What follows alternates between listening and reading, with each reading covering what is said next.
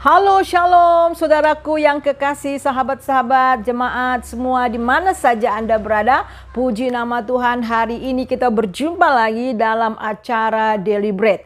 Puji nama Tuhan, kita semuanya ada dalam perlindungan Tuhan. Percayalah, apapun keadaan saudara pada saat ini, tetap pandang kepada Tuhan Yesus, tetap semangat dan tetap berpegang kepada kebenaran firman Tuhan, sehingga kita akan dibawa dari kemenangan kepada kemenangan. Nah, saudara yang kekasih, pada hari ini kita akan belajar bersama-sama dari Daily Bread kita, itu adalah dari Matius pasal 18 ayat 21 sampai ayat yang ke-35. Nah, saudara, tema kita pada hari ini adalah sudah lunaskah hutang dosa Anda? Sekali lagi, sudah lunaskah hutang dosa Anda? Nah, mari kita baca bersama-sama. Saya mau baca hanya 2 ayat saja. Nanti ayat-ayat yang lain kita akan baca bersama-sama. Perumpamaan tentang pengampunan. Kemudian datanglah Petrus dan berkata kepada Yesus, "Tuhan, sampai berapa kali aku harus mengampuni saudaraku jika ia berbuat dosa terhadap aku? Sampai 7 kali?" Yesus berkata kepadanya, "Bukan, aku berkata kepadamu bukan sampai 7 kali, melainkan sampai 70 kali 7 kali." Nah, saudaraku yang kekasih, perumpamaan Tuhan Yesus yang diberikan mengenai pengampunan pada saat itu diawali oleh pertanyaan, ya. Diawali pertanyaan Petrus kepada Tuhan Yesus mengenai pengampunan. Dan Petrus berkata, "Bagaimana ya, berapa kali aku harus mengampuni saudaraku kalau dia berbuat dosa kepadaku? 7 kali kah?" Kemudian kata Tuhan Yesus, "Bukan 7 kali, tetapi 70 kali 7. Nah, saudara, Tuhan Yesus memberikan standar yang berbeda dari standar yang Petrus berikan. Nah, saudara, kita harus tahu mengapa. Karena Petrus itu bukan lagi orang-orang yang tidak mengenal Tuhan, tapi Petrus sudah mengenal Tuhan Yesus. Petrus sudah mengalami pengampunan dosa dari Tuhan Yesus, dan dia telah mengalami anugerah Tuhan, dia telah mengalami kasih karunia Tuhan. Oleh sebab itu, dia itu adalah perwakilan dari kerajaan sorga. Nah, saudara, tahukah firman Tuhan mengatakan ketika kita percaya Yesus, kita menjadi anak-anak Allah, dan saudara dan saya bukan saja hanya sekedar menjadi anak-anak Allah, tetapi saudara dan saya menjadi warga kerajaan sorga. Itu artinya selama kita masih hidup di dunia ini, kita ini adalah representatif daripada kerajaan itu.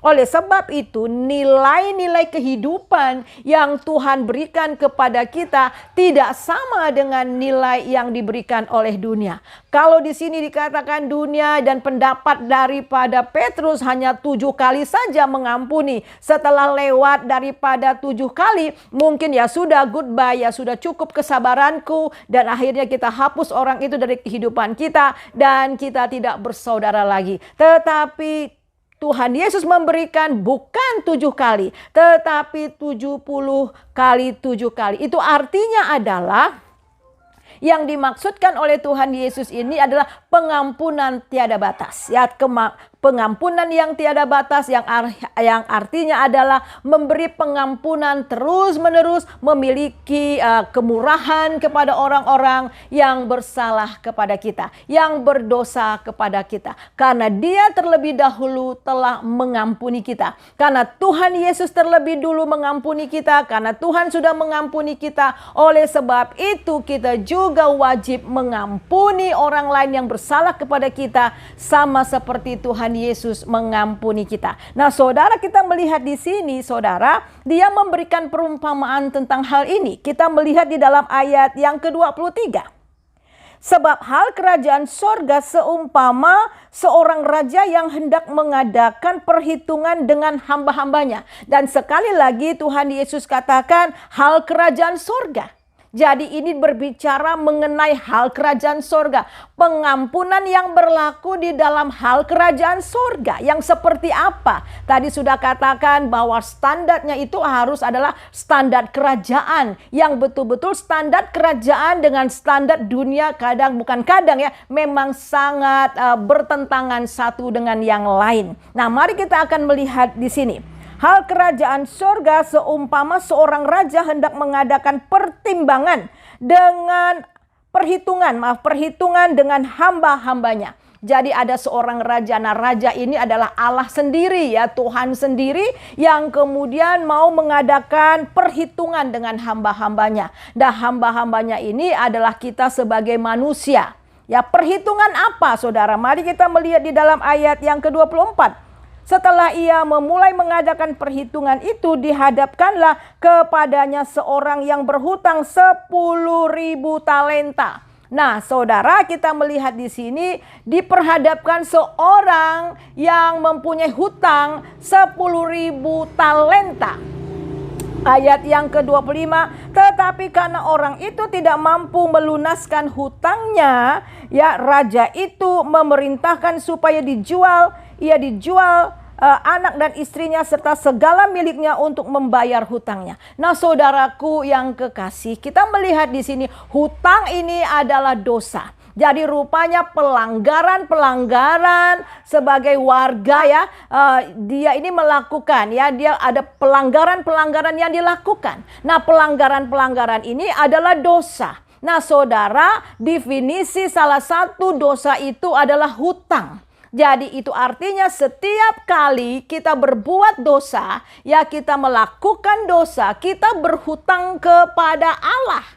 Dan kita harus melunasi hutang-hutang itu. Kenapa kita harus melunasi? Karena Allah itu adil ya. Karena dia adil, oleh sebab itu setiap hutang harus dibayar. Nah, kita melihat di sini apa yang terjadi. Ternyata ada seorang yang memiliki hutang yang banyak sekali. Ada 10.000 talenta. Nah, saudara, saya lihat-lihat di kamus Alkitab ya, berapa sih sebenarnya 10.000 talenta ini dikalikan dengan dinar. Nah, di sini talenta itu adalah ukuran timbangan besar 3.000 sikal, yaitu ukuran 34 kilogram. Nah, ini adalah jumlah timbangan yang sangat besar nilainya ya. Nah, nilainya itu adalah 6.000 dinar. Jadi kita lihat di sini, kita kalkulasikan saja. Umpamanya 1 dinar itu adalah 50.000 rupiah. Nah, 50.000 rupiah kita kali 6.000 ya, 6.000, dan kemudian kita kali lagi 10.000. Dan berapa jumlahnya itu adalah 3 triliun. Nah, saudara, ini nggak main-main. 3 triliun. Jadi ada 12 nolnya. Ini banyak sekali, sehingga di sini dikatakan bahwa hamba itu tidak bisa membayar. Tidak bisa membayar hutangnya yang begitu banyak, sehingga raja ini melambangkan Tuhan sendiri, Allah sendiri, sehingga dia katakan dia harus bayar. Kenapa harus bayar? Karena Allah itu adil. Oleh sebab itu setiap dosa itu harus bayar. Jadi dosa itu digambarkan orang yang berhutang. Setiap dosa yang kita lakukan, kita berhutang kepada Allah. Dan kita harus membayar kepada Allah. Ternyata seorang hamba ini dosanya begitu banyak. Dan dia berhutang kepada Allah begitu banyak. Sehingga dia tidak mampu membayar hutang dosanya. Sehingga apa di sini dikatakan, anak istrinya bahkan semua milik yang dia miliki itu harus dijual. Dan dia akan dijual untuk menjadi budak. Dan semua yang dijual itu akan melunasi hutangnya. Nah, saudaraku yang kekasih, upah dosa itu adalah maut. Dan ketika kita jatuh dalam dosa, kita dikuasai oleh iblis. Dan kita menjadi budaknya iblis. Kita menjadi budak dosa sehingga kita diperhamba oleh dosa. Dan bahkan di dalam Roma pasal yang ke-7 ya, Roma pasal yang ke-7 Paulus mengatakan, aku terjual di bawah kuasa dosa. Hukum Taurat itu baik, tetapi aku telah terjual di bawah kuasa dosa. Yaitu dari Roma pasal yang ke-7 ayat 14. Jadi saudara, orang-orang yang sudah berdosa, orang-orang yang sudah berada di bawah hukuman dosa, kita sudah terjual di bawah kuasa dosa. Dan kita sudah menjadi hamba iblis. Kita melihat juga di dalam Efesus. Coba kita melihat di dalam Efesus pasal yang kedua. Efesus pasal yang kedua, kita lihat di dalam ayat yang pertama. Di sini katakan, kamu dahulu sudah mati karena pelanggaran-pelanggaran dan dosa-dosamu. Kamu hidup di dalamnya. Nah, di sini dikatakan kamu dahulu sudah mati. Apa yang dimaksudkan mati? Mati secara rohani. Karena upah dosa itu adalah maut dan kita sudah mati secara rohani. Tetapi di sini dikatakan kamu hidup di dalamnya, mati secara rohani, tetapi hidup di dalam pelanggaran, hidup di dalam dosa. Ayat yang kedua, kamu hidup di dalamnya karena kamu mengikuti jalan dunia ini, karena kamu mentaati penguasa kerajaan angkasa, yaitu roh yang sekarang sedang bekerja di antara orang-orang durhaka. Itu artinya sudah dikuasai, sudah takluk kepada kuasa-kuasa kegelapan, kuasa iblis. Orang ini sudah menjadi budak iblis dan menjadi tawanan iblis. Nah, saudara, kita melihat di sini, dan dalam kondisi yang seperti ini tidak mungkin hamba ini, tidak mungkin kita yang berhutang begitu banyak bisa membayar hutang kita kepada Allah. Sekali lagi saudara, dosa itu sama dengan hutang. Setiap saudara berdosa, setiap saya berdosa, apapun itu dicatat. Ya, dicatat, ada buku catatan Tuhan, buku catatan dosa. Saya pikir ya, dosa catatan kita mungkin enggak sebesar ini, tapi banyak sekali. Berapa umur saudara sekarang ini? Ya, saudara umurnya berapa? Umpamanya aja satu hari kita bikin dosa 3.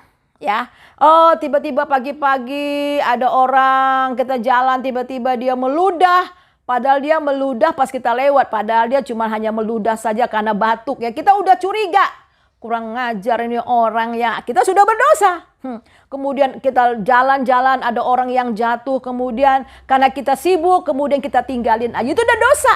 Ya, atau sakit hati dosa. Saudara, 1 hari 3 aja.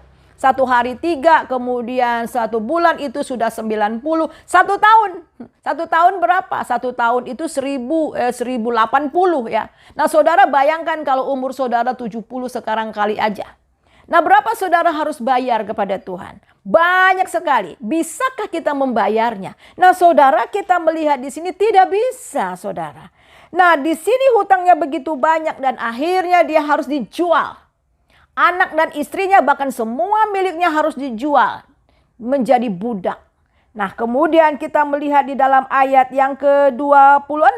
Maka sujudlah hamba itu menyembah dia. Jadi tidak ada jalan lain, kemudian hamba ini sujud menyembah kepada Tuhan itu. Dan dia katanya, sabarlah dahulu, segala hutangku akan kulunaskan. Nah, saudara, dia katakan sabarlah lebih dahulu, segala hutangku akan kulunaskan. Orang ini masih berusaha untuk melunaskan hutangnya. Tapi mau berapa lama? Mau berapa generasi dia harus membayar hutangnya? Ya, dia miskin papa dan tidak punya apa-apa. Hanya harus berapa lama dia harus. Dan ingat, setiap hutang itu kemudian akan berbunga terus. Dan dia tidak mungkin dapat melunasi hutangnya ini. Tetapi karena dia sujud menyembah, dia merendahkan diri kepada di hadapan dari raja ini. Akhirnya ayat yang ke-27, lalu tergeraklah hati raja itu oleh belas kasihan akan hamba itu sehingga ia membebaskan dan menghapus hutangnya. Karena hamba ini sujud menyembah dan meminta belas kasihan, akhirnya raja ini kemudian mempunyai belas kasihan. Dan hutang-hutangnya yang begitu banyak itu kemudian dilunasi dan dia bebas dari hutangnya. Nah, saudaraku yang kekasih, Alkitab mengatakan bahwa Tuhan Yesuslah yang membayar semua hutang-hutang kita. Tanpa darah Yesus tercurah, maka hutang-hutang kita tetap masih ada. Nah, kita melihat di dalam Matius pasal yang ke-26 ayat yang ke-28 demikian bunyinya. Sebab inilah darahku, darah perjanjian yang ditumpahkan bagi banyak orang untuk pengampunan dosa. Jadi Yesus sendiri berkata sebelum dia ditangkap, sebelum dia naik ke atas kayu salib, dibunuh ya, mati di atas kayu salib. Dia mengatakan di dalam perjamuan malam bersama murid-muridnya, dia mengatakan di sini, sebab inilah darahku, darah perjanjian yang ditumpahkan bagi banyak orang. Ayat 27, sesudah ia mengambil cawan, mengucap syukur, lalu memberikannya kepada mereka dan berkata, minumlah kamu semua dari cawan ini, sebab inilah cawanku, darah perjanjian yang ditumpahkan bagi banyak orang untuk pengampunan dosa. Jadi saudara, pengampunan dosa itu, melunasi hutang-hutang dosa itu hanya dapat dikerjakan di dalam Tuhan Yesus. Dan oleh darahnya semua hutang-hutang dosa kita dilunasi. Dan di dalam, kita lihat juga di dalam Ibrani. Coba mari kita lihat dalam Ibrani pasal yang ke-9 ayat 22 mengatakan demikian. Ayat 22.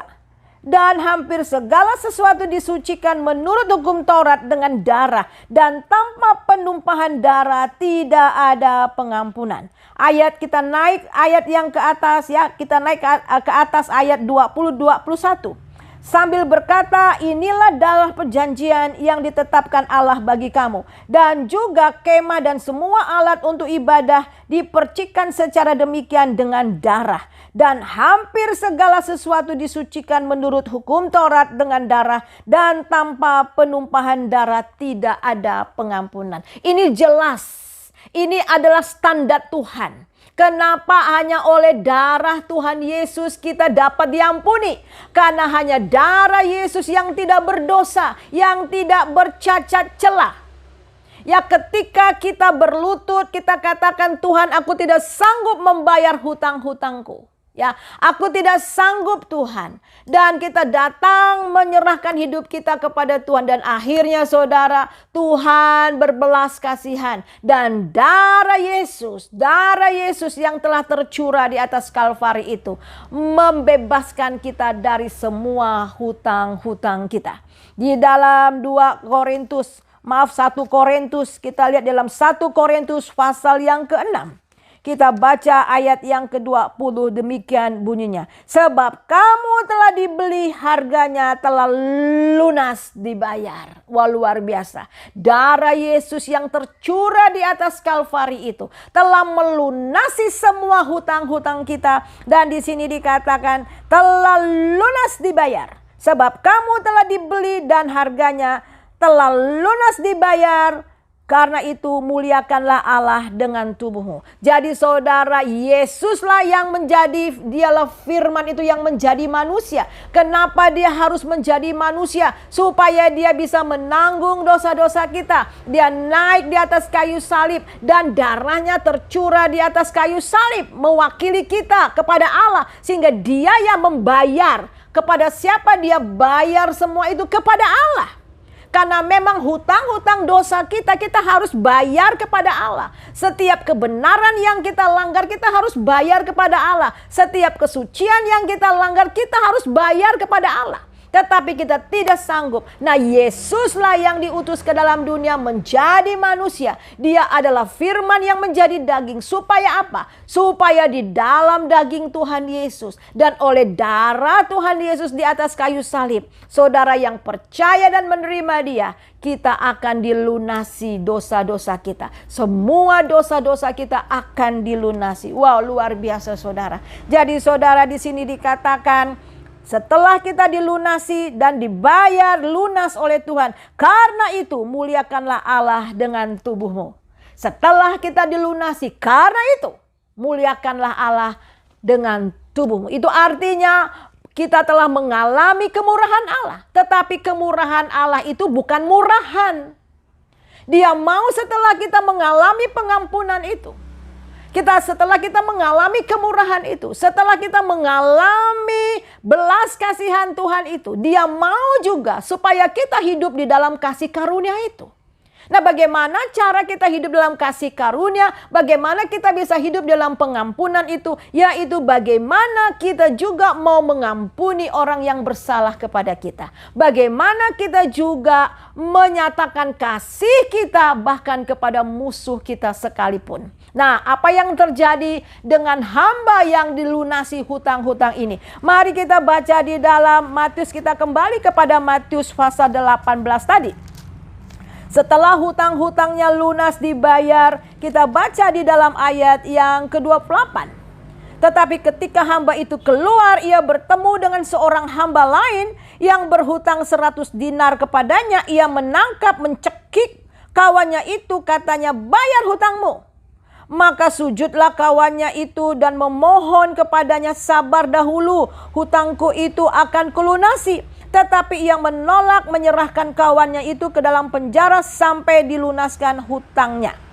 Saudara, kita melihat di sini dia barusan saja mengalami pengampunan. Dia hutangnya banyak sekali, 10.000 talenta. Ya, itu sekitar 3 triliun. Banyak sekali. Sedangkan temannya ini hanya di sini dikatakan ya, hanya 100 dinar.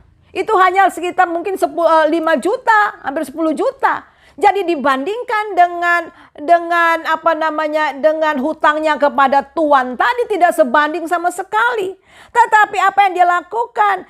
Orang itu tidak mampu, temannya tidak mampu membayar, dia cekik temannya itu, lunasi hutangmu. Dan kemudian memenjarakan temannya supaya melunasi hutangnya. Saudara, kita melihat ini sama sekali menunjukkan bahwa sebenarnya orang ini tidak sama sekali mengalami, menghidupi pengampunan kasih karunia yang Tuhan berikan kepadanya.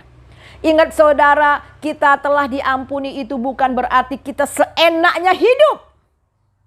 Ya, kita seenaknya hidup yang tidak berkenan kepada Allah. Justru karena kita sudah dimerdekakan, karena kita sudah dibebaskan dari dosa, kita mempunyai kehidupan yang harus berbeda dengan dunia ini. Kita harus menerapkan nilai-nilai kerajaan surga. Sama seperti Tuhan Yesus telah berbuat itu kepada kita. Jadi saudara, kita melihat perbudakan, maksudnya budak ini sama sekali tidak menunjukkan terima kasihnya kepada Tuhan di mana dia sudah merdeka. Bahkan dia memenjarakan temannya itu, dan akhirnya kita melihat itu kawan-kawannya yang lain sangat sedih lalu menyampaikan segala yang terjadi kepada tuan mereka. Raja itu menyuruh memanggil orang itu dan berkata kepadanya, "Hai hamba yang jahat, seluruh hutangmu telah ku hapus karena engkau memohonnya kepadaku. Bukankah engkau pun harus mengasihani kawanmu seperti aku telah mengasihani engkau?" Jadi saudara, karena kita sudah diampuni, maka kita juga harus mengampuni. Karena kita sudah terlebih dahulu dikasih oleh Allah, dan kita juga harus mengasihi. Kalau betul-betul kita hidup dalam kasih karunia dengan ucapan syukur, maka orang-orang yang sudah mengalami pengampunan Tuhan itu pasti dengan senang hati, dengan mudah dia mengampuni. Nah, kita melihat di sini, maka marahlah tuannya itu, menyerahkan kepada algojo sampai melunaskan hutangnya. Nah saudara, akhirnya diserahkan kepada algojo. Nah, kadang-kadang ketika kita tidak bisa mengampuni, ketika kita sulit sekali mengasihi musuh kita, dan Tuhan menyerahkan kita kepada kesukaran ya, kesukaran sampai kita bertobat ya. Nah saudaraku yang kekasih, dan akhirnya ayat 35, maka Bapakku yang di sorga akan berbuat demikian juga terhadap kamu, apabila kamu masing-masing tidak mengampuni saudaranya dengan segenap hati. Saudaraku yang kekasih, kita sudah mengalami pengampunan dosa. Hutang dosa kita sudah lunas dibayar. Kita telah mengalami anugerah Tuhan yang begitu besar. Tuhan mau juga kita beranugerah kepada orang yang bersalah kepada kita. Nah saudara, sebelum penutup saya ingin membagikan satu kesaksian. Ada seorang yang bernama Corrie Coleman. Dia pernah dipenjara pada waktu perang ya. Dia pernah dipenjara di Jepang ya. Dia dan keluarganya, ada seorang kepala penjara sangat sadis sekali ya. Orang tuanya dibunuh, orang tuanya dihajar, dan dia disiksa habis-habisan ketika di penjara. Oleh karena mereka misionari, orang tuanya misionari di Jepang, ketika mereka pagi-pagi untuk menyembah matahari, dia tidak mau menyembah matahari sehingga dia dan keluarganya di penjara. Tetapi apa yang terjadi setelah usai ya, setelah merdeka, kemudian Corrie pulang ke Jerman ya, pulang ke negaranya. Tetapi Tuhan juga menjamah kepala penjara ini. Kepala penjara ini kemudian bertobat menerima Tuhan Yesus, dan dia mau minta maaf, dia mau mencari Corrie dan minta maaf kepadanya. Dan akhirnya ketemulah, sama-sama sudah tua. Kemudian orang Jepang ini katakan, "Ibu, apakah ibu ingat saya? Saya ini adalah kepala penjara yang menyiksa ibu ketika ada di penjara waktu dulu beberapa puluh tahun yang lalu." Saudara, apa yang terjadi? Corrie Combem katakan bahwa dia mengingat semua perlakuan-perlakuan yang sadis, yang biadab yang dilakukan oleh kepala penjara itu. Ketika dia memikirkan itu, kemudian dia ingat, dia lihat darah Yesus. Bagaimana darah Yesus telah tercurah, dia dimahkotai duri, dia dipaku, dia ditombak, dan darahnya telah tercurah untuk penebusan dosanya. Kemudian karena dia ingat itu, dan akhirnya dia bilang kepada kepala penjara ini, "Saya ampuni engkau sebab aku sudah diampuni oleh Tuhan." Saudaraku yang kekasih, kita melihat di sini bukti bahwa kita sudah diampuni, maka kita akan mudah mengampuni orang yang bersalah kepada kita. Kalau saudara belum yakin hari ini dosa-dosa saudara, hutang-hutang saudara belum dilunasi, mari datang kepada Yesus. Yesus sanggup melunasi hutang saudara apapun itu, sehingga saudara boleh dimerdekakan dari hutang dosa saudara, dan saudara bisa menjadi anak-anak Allah dan menjadi warga kerajaan surga. Mari kita satu dalam doa. Terima kasih Tuhan untuk kebenaran firman Tuhan yang mengajar kepada kami bagaimana Engkau telah datang ke dunia. Engkau telah menyerahkan dirimu, bahkan darahmu Tuhan telah tercurah untuk menebus dosa-dosa kami, untuk melunasi semua dosa-dosa kami, sehingga kami boleh dimerdekakan dan menjadi anak-anak Allah, dan kami menjadi warga kerajaan surga. Terima kasih bagi mereka yang belum mengalami Engkau, yang belum mengalami pengampunan dosa. Biarlah hari ini lewat firman Tuhan ini Engkau berbicara dalam hati mereka. Dan bagi mereka yang sedang sulit untuk mengampuni, biarlah hari ini juga Roh Kudus bekerja dalam hati mereka, sehingga kami hidup di dalam pengampunan dan anugerah Tuhan. Terima kasih Bapa, di dalam nama Yesus. Haleluya. Amin. Ya, amin. Selamat siang ya, Tuhan Yesus memberkati. Tetap semangat, jangan lupa subscribe ya, dan kasih komen.